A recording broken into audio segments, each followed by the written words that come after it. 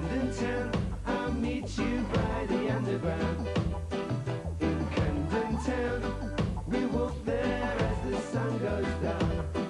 In Camden Town.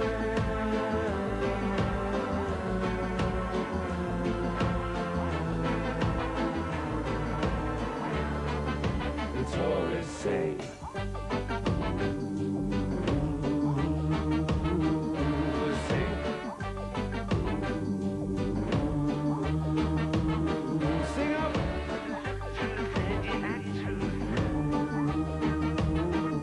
the new one from Suggsy, his follow-up to I'm Only Dreaming, that's called Camden Town.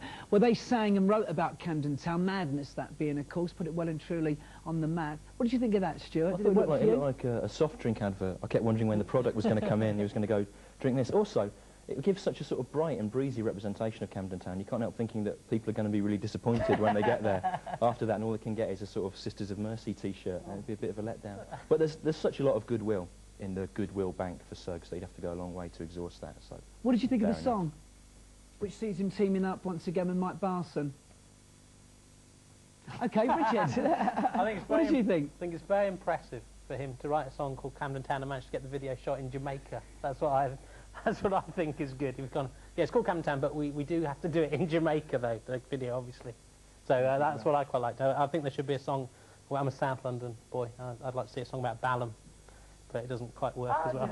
I did a song of South of the River.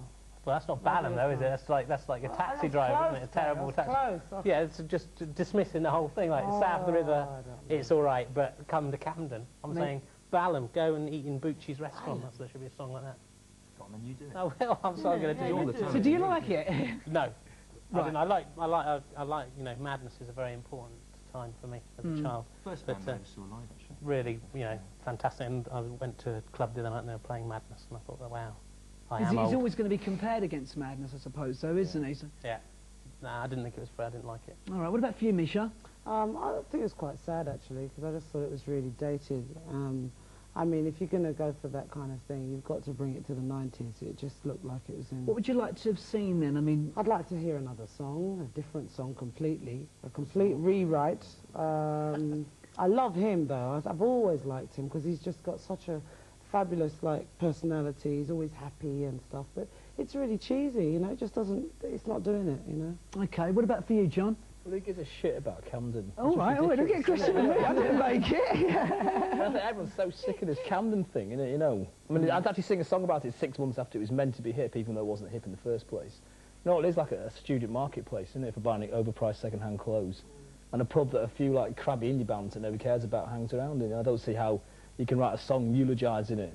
But the song itself... So you don't want, so what you're saying is you don't want my video copy of that? Not at all, no. Well, you're objecting to Camden, right? Yeah, well, that's for starters, right? Yeah. Upwards and onwards, yeah. I thought the song was, like, really crap, wasn't it? It's, like, dreary, wasn't it? And the video was, like, really... It's like a little... I don't know, it's like a 1978 sort of video, give a lot of kids a camera and walk around with it and stuff. But, like, yeah, I like Suggs, you know, he seems like a Who would you good like guy, to see him working with, then? I mean, you know, what would be an inspired person, you know, in charge of the production and writing the songs? Kylie Minogue. Nick Cave. I don't know, yeah, Nick Cave. I don't know. Well, Jerry Downs would be good, wouldn't he? If you're going to, like, say something from the same scene for the same time. And what's he done for years? You know, he's obviously, like, really talented, like, songwriter, one of the stuff he was doing. He seems to completely disappear just doing the old stuff for acid jazz and things, doesn't he? Deaf, actually. Has he? Yeah. Well, that'd be the right person to work with, then, wouldn't it? You know what would be really nice is if he did stuff like UB40.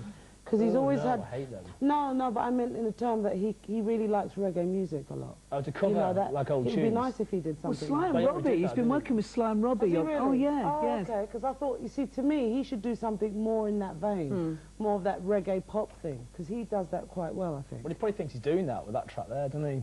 You know. No. I think he does. Okay, guys, let's see what you think of our final video, which is the debut single from a band who we had on the programme, 2 weeks ago now. They're called Northern Uproar. This is their debut for Heavenly Records, and this is called Roller Coaster.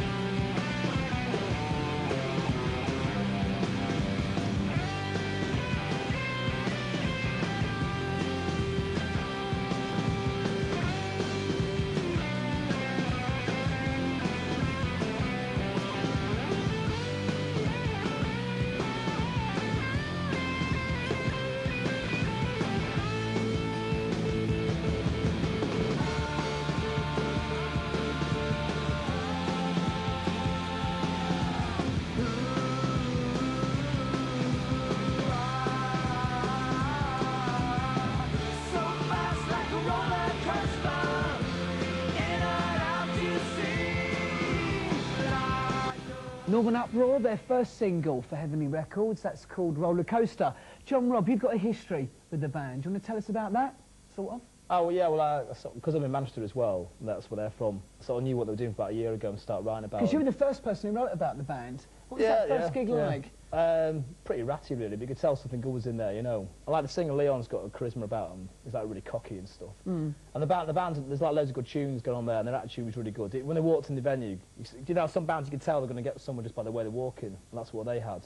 And then there's like, the manager gave me a demo, and that song was on it, like the original version. And I thought, wow, this is ace, this tune. So I started writing about and stuff like that, produced B-side of the single. And I think they're like a really top band. And they signed to Heavenly as well, which is like just the right label for them to sign to as well. What do you think makes them special for you? They just got loads and loads of tunes. I don't know if it's special, I just think they're just a good pop band. I like that sort of music, I like fuzzy guitars and stuff played fast and people jumping down like yobs kicking cameras and stuff like that. I think that's good, you know. I mean, you compare that to like the Blue Tones that was on last week, you know, the way they're all like shuffling around like really dull, weren't they? You know, like it's like a spirit there, isn't there? Like a bit of life to them and things, isn't there? You know, they can tell that they really enjoy being in a group. You know, they're not trying to be dead cool or anything. Okay. Misha, was there a spirit there for you? I thought they were really good. I mean, it wasn't a spiritual thing, but it was. They are good. I mean, on a pop tip. I just felt that the music was a little too fast compared to what they were singing. It just didn't sound like it was in sync for some reason. It just sounded like they were singing too slow or the music was too fast. But the guy's got a cute little face. I think he's quite cute. The little girls will like that, including me. And I think they're going to go a long way. I think the song is good because it's got a very catchy chorus. And I can hear that being blasted on Radio 1. Okay, what are you up to at the moment? When are we going to hear this new album? Who are you working with? Well, so many questions, so little time. Could you just like do it all at once? It's all good. So, no, it's, what am I doing? I'm just finishing the album right now, actually. And I'm doing it with these guys called Ronin, who are all English. And they're mostly known for remixes and stuff, but it's their first album they've ever done. And I'm very excited.